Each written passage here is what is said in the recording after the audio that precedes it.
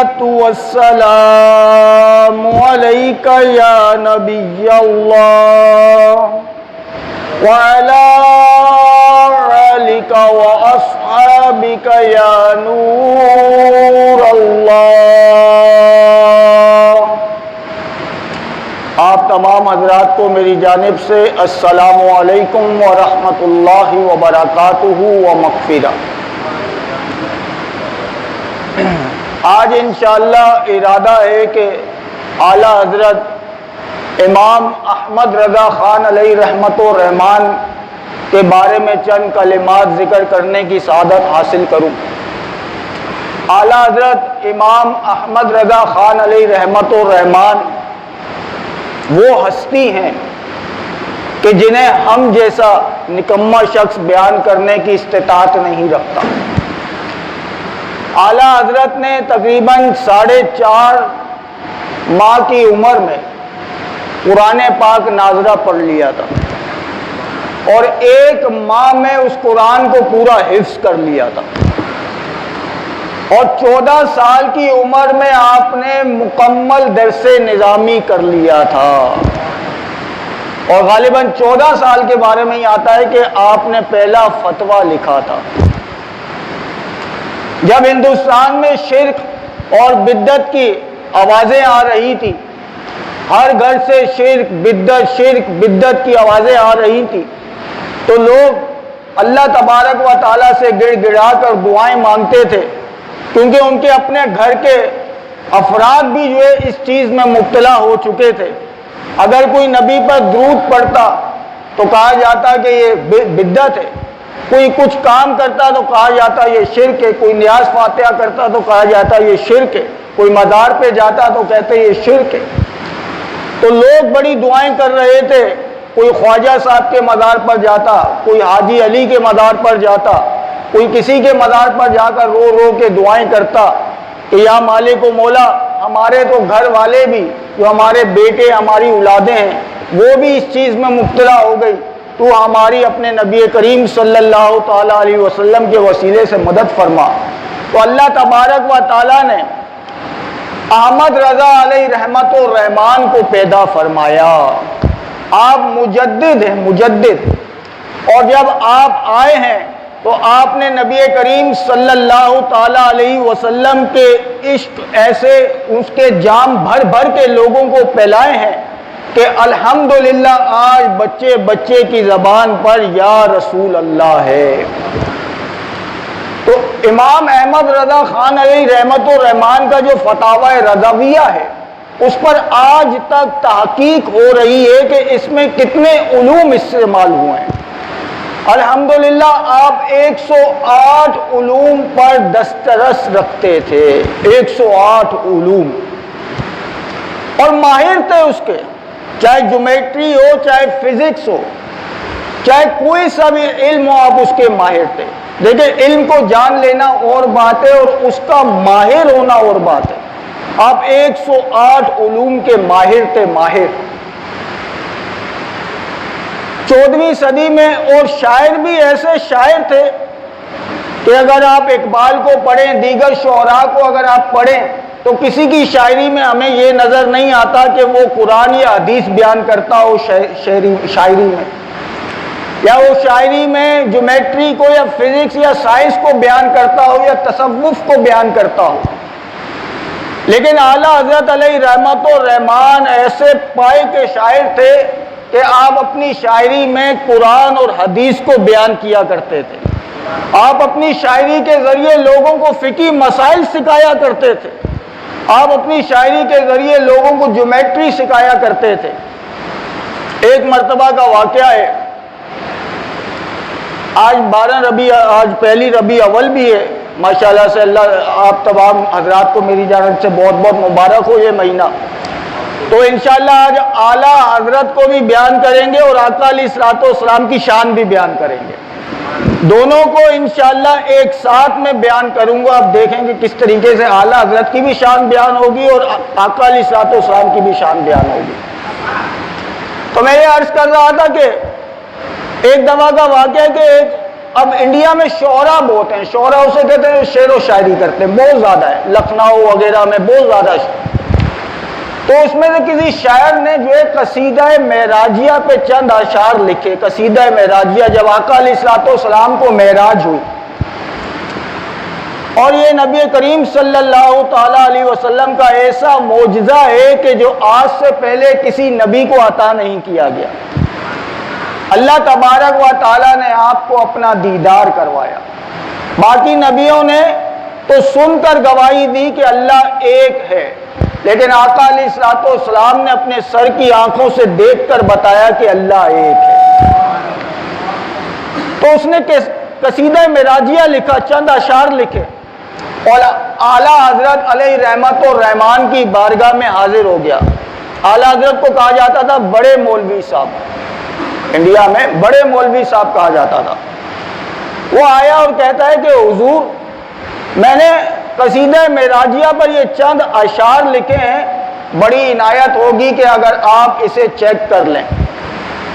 تو اعلیٰ حضرت نے ارشاد فرمایا کہ میں ابھی ظہر کی نماز پڑھوں گا، اس کے بعد پھر میں کھانا کھاؤں گا، پھر قیلولہ کروں گا، اس کے بعد مجھے وقت ملا تو میں چیک کروں گا، اگر منظور ہے تو رکھ جاؤ اور پھر بعد میں آ کے لے لینا. کہا کہ ٹھیک ہے حضور. اعلیٰ حضرت نے ظہر کی نماز ادا فرمائی، کھانا کھایا، قیلولہ کیا.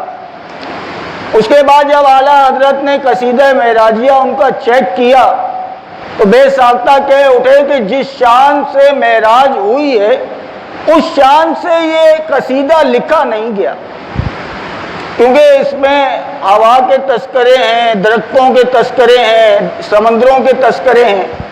تو جس شان سے نبی کریم صلی اللہ تعالیٰ علیہ وسلم کو معراج ہوئی ہے اس شان سے یہ قصیدہ نہیں لکھا گیا.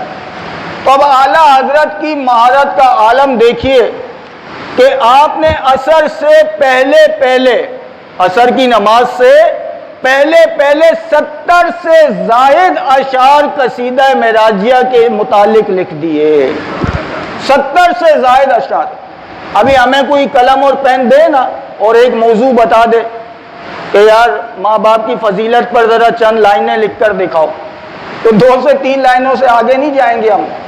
امتحان تو سب نے دیے ہوں گے نا، وہ مضمون آتے تھے کہ بھائی یہ قائد اعظم پہ لکھو، اس پہ لکھو، تو سوچ میں پڑے آتے تھے کہ لکھیں کیا، 3 لائنیں کوئی بات جو ہے الفاظ ہی ذہن میں نہیں آتے.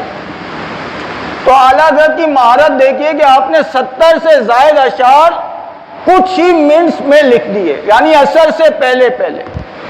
اور وہ ایسے اشعار تھے کہ جس میں قرآن اور حدیث بیان ہو رہا تھا، جس میں تصوف بیان ہو رہا تھا، جس کے اندر جیومیٹری بیان ہو رہی تھی. وہ اشعار کیا تھے؟ آئے تھوڑے سے دیکھتے ہیں کہ وہ اشعار کیا تھے. اعلیٰ حضرت ارشاد فرماتے ہیں کہ وہ سرور کشور رسالت جو عرش پر جلوہ گر ہوئے تھے، وہ سرور کشور رسالت جو عرش پر جلوہ گر ہوئے تھے، نئے نرالے طرب کے ساما عرب کے مہماں کے لیے تھے. دیگر انبیاء علیہ السلام کی شان بھی بیان کر دی اور اپنے نبی کریم صلی اللہ تعالیٰ علیہ وسلم کی شان بھی بیان کر دی. پھر یہ مناظرے شروع ہو گئے کہ معراج پر گیا کون تھا. بعضوں نے تو اس کا انکار ہی کر دیا اور بعضوں نے کہا کہ معراج صرف اقصیٰ تک ہوئی ہے، معراج پر کوئی نہیں گیا. تو پھر اعلیٰ حضرت نے شعر کے ذریعے سمجھایا لوگوں کو کہ سنو کہ معراج پر گیا کون تھا. فرمایا وہی ہے اول، وہی ہے آخر، وہی ہے ظاہر، وہی ہے باطن، اسی کے جلوے، اسی کے جلوے، اسی کے جلوے، اسی سے ملنے، اسی سے اس کی طرف گئے تھے. سبحان اللہ، حضرت اونچی آواز میں کہے نا. دیکھیں اعلیٰ حضرت نے کیا زبردست سمجھا دیا، تصوف کی کیسی گٹھی کو کھولا. فرمایا مناظرے ہو رہے تھے، جھگڑے ہو رہے تھے، معراج پر گیا کون؟ فرمایا اسی کے جلوے تھے، اسی سے ملنے کے لیے گئے تھے. اچھا پھر جو ہے اماں علیمہ کی بکریوں کے پیچھے کھڑے ہوئے دیکھا نبی کریم صلی اللہ تعالیٰ علیہ وسلم کو، تو لوگوں نے اپنی طرح کہہ دیا، کہا کہ یہ تو ہماری طرح بشر ہیں. اچھا نبی کریم صلی اللہ تعالی علیہ وسلم کو اماں حلیمہ کی بکریوں کے پیچھے تو دیکھا، لیکن معراج کی رات جبرائیل کے آگے آگے بھی تو دیکھو۔ جب جبرائیل تھک جاتے ہیں، جبرائیل کس کا نام ہے؟ جبرائیل فرشتوں کے استاد کا نام ہے، جو ایک پر مارے تو زمین پر آ جاتے ہیں، لیکن جب نبی کریم صلی اللہ تعالی علیہ وسلم کے ساتھ اڑنا شروع کرتے ہیں تو وہ تھک جاتے ہیں۔ تو اعلیٰ حضرت اس کی منظر کشی کس طریقے سے کرتے ہیں؟ فرماتے ہیں کہ تھکے تھے روح الامی کے بازو، چھٹا وہ دامن کہاں وہ پہلو، تھکے تھے روح الامی کے بازو، چھٹا وہ دامن کہاں وہ پہلو، رکاب چھوٹی امید ٹوٹی، نگاہ حسرت کے ولولے تھے۔ فرمایا کہ جب آقا علیہ الصلوۃ والسلام کے ساتھ اس نے اڑنا شروع کیا نا تو پھر وہ تھک گیا اور تھک کے بیٹھ گیا کہ یا رسول اللہ صلی اللہ تعالی علیہ وسلم اب میں تھک گیا ہوں، اب میں آپ کے ساتھ آگے نہیں جا سکتا۔ تو جبرائیل امین نگاہ حسرت سے نبی کریم صلی اللہ تعالی علیہ وسلم کو سدرہ سے آگے جاتے ہوئے دیکھ رہے تھے۔ یہ سدرۃ المنتہا حضرت جبرائیل علیہ السلام کی رہائش گاہ ہے۔ سدرۃ المنتہا اسے کیوں کہا جاتا ہے کہ یہاں پر مکانات کی انتہا ہو جاتی ہے، پھر آگے لامکان شروع ہو جاتا ہے۔ کہتے ہیں کہ یہاں کے درخت کے جو پتے ہیں نا وہ ہاتھی کے کان کے برابر ہیں اور اس کے پھل مٹکے کے برابر ہیں۔ تو حضرت جبرائیل علیہ السلام وہاں سے آگے نہیں جا سکتے، لیکن ہمارے نبی کریم صلی اللہ تعالی علیہ وسلم وہاں سے آگے گئے۔ اب اعلیٰ حضرت نے سائنس بھی بیان کی، کہا کہ جو بشر ہے وہ بغیر آکسیجن کے خلا میں نہیں جا سکتا، اور اگر گیا تو واپس نہیں آ سکتا، لیکن یہ ہمارے نبی کریم صلی اللہ تعالی علیہ وسلم کی شان ہے کہ جو لوگ آقا علیہ الصلوۃ والسلام کو اپنی طرف بشر کہتے ہیں وہ سنیں کہ آقا علیہ الصلوۃ والسلام بغیر آکسیجن کے گئے بھی اور واپس بھی تشریف لے آئے۔ اللہ اکبر، بھائی نعرہ لگایا کرے نا، زور سے لگائیں، نعرہ حیدری، سرکار کی آمد، سرکار کی آمد، سرکار کی آمد۔ تو آج الحمدللہ اعلیٰ حضرت کا بھی بیان ہو رہا ہے اور آقا علیہ الصلوۃ والسلام کی شان بھی بیان ہو رہی ہے۔ اب پھر یہ مناظرے شروع ہو گئے کہ بھائی سدرۃ المنتہا تک تو آقا علیہ الصلوۃ والسلام گئے، آسمانوں پر گئے، اس کے بعد کہاں گئے؟ دائیں گئے، بائیں گئے، آگے گئے یا پیچھے گئے؟ کہاں گئے؟ اب یہ مناظرے شروع ہو گئے، کیونکہ اگر اللہ تبارک و تعالیٰ کے لیے کوئی بھی سمت مقرر کرنا یہ جائز نہیں ہے۔ کوئی یہ کہے کہ اللہ تبارک و تعالیٰ آسمان پر ہے تو یہ کہنا ہی حرام ہے، یہ عقیدہ ہی غلط ہے۔ بعض لوگ وضو کے بعد انگلی اٹھاتے ہیں نا، ان کا شاید یہی مطلب ہوتا ہے، تو انگلی نہیں اٹھانی چاہیے وضو کرنے کے بعد، آپ دوسرا کلمہ وغیرہ پڑھ لیں، انگلی نہ اٹھائیں۔ تو اللہ تعالیٰ کے لیے کوئی سمت کا تعین نہیں کر سکتا۔ اللہ تبارک و تعالیٰ جسمانیت سے پاک ہے، ٹھیک ہے نا۔ اب یہ کعبے کو بھی کہا جاتا ہے نا کہ اللہ کا گھر، مسجد کو بھی کہا جاتا ہے اللہ کا گھر، تو ایسا تھوڑی ہے کہ کعبے کے اندر کوئی اللہ تبارک و تعالیٰ موجود ہے، ایسا تھوڑی کہ یہ مسجد میں اللہ تعالیٰ موجود ہے کہ اللہ کا گھر، وہ نسبت دی جاتی ہے کہ مسجد ہے، ورنہ اللہ تبارک و تعالیٰ کے لیے کوئی بھی سمت کا تعین نہیں کر سکتا۔ یہ نہیں کہہ سکتے اللہ اوپر ہے، اللہ ادھر ہے، اللہ ادھر ہے۔ ہاں یہ کہہ سکتے ہیں کہ اللہ تبارک و تعالیٰ کے علم نے تمام کائنات کو گھیرا ہوا ہے، یہ کہہ سکتے ہیں۔ تو یہ مناظرے شروع ہو گئے کہ آقا علیہ الصلوۃ والسلام گئے کس طرف تھے۔ تو پھر اعلیٰ حضرت کی شاعری دیکھیے کہ اعلیٰ حضرت اب کس طریقے سے سمجھا رہے ہیں، جیومیٹری بیان کر رہے ہیں۔ فرماتے ہیں کہ خیرت سے کہہ دو کہ سر جھکا لے، خیرت کہتے ہیں عقل کو، عقل کے گھوڑے مت دوڑاؤ، شریعت میں عقل کو دخل ہی نہیں ہے۔ کوئی یہ بات کہے نا کہ شریعت کا مسئلہ سن کے میری عقل میں نہیں آتی، تو اپنے عقل کو اپنے پاس ہی رکھو بھائی، شریعت جو ہے عقل کے تابع تھوڑی ہے، تو عقل میں بات نہیں آتی، تو اس لیے اعلیٰ حضرت کہتے ہیں خرد سے کہہ دو کہ سر جھکا لے، گما سے گزرے گزرنے والے، پڑے ہیں یہاں پر جہت کو لالے، کسے بتائیں کدھر گئے تھے، کسے بتائیں کدھر گئے تھے، مسئلہ ہی حل کر دیا۔ پھر ایک اور شعر ہے، وہ مجھے یاد آ رہا ہے کہ کمال امکان کے جھوٹے نقطوں، تم اول آخر کے پھیر میں ہو، محیط کی چال سے تو پوچھو کدھر سے آئے کدھر گئے تھے۔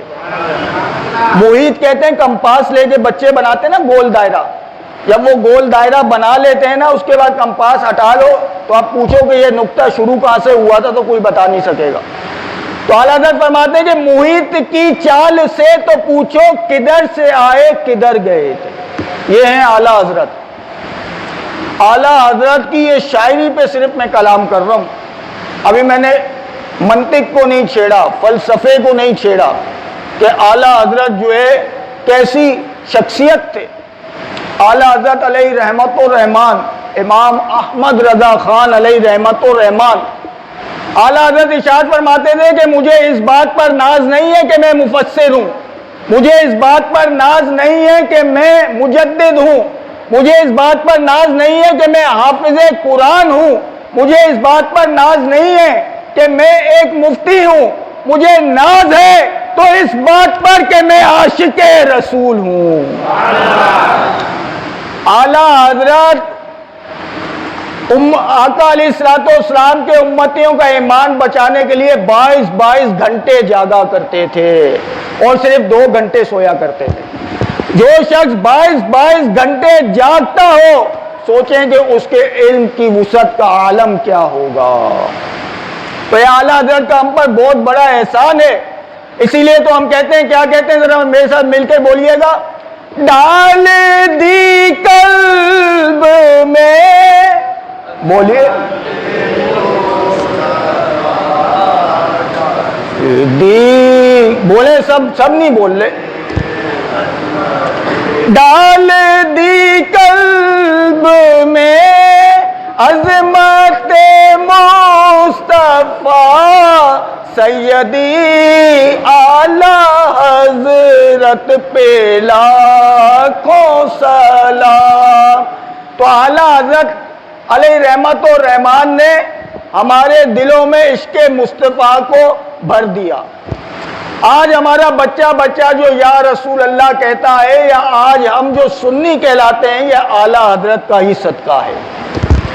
اعلیٰ حضرت جب سویا کرتے تھے تو اس حیت پر سویا کرتے تھے کہ محمد کی شکل بن جاتی تھی، یعنی جیسے محمد لکھتے ہیں نا اردو میں، اس حیت پہ اعلیٰ حضرت سویا کرتے تھے، اس حد تک آپ جو ہے عشق کیا کرتے تھے۔ تو اعلیٰ حضرت علیہ رحمت الرحمان کو اللہ تبارک و تعالیٰ نے ایسا علم عطا فرمایا تھا کہ کہتے ہیں کہ 14 صدیوں میں ایک مجدد پیدا ہوتا ہے۔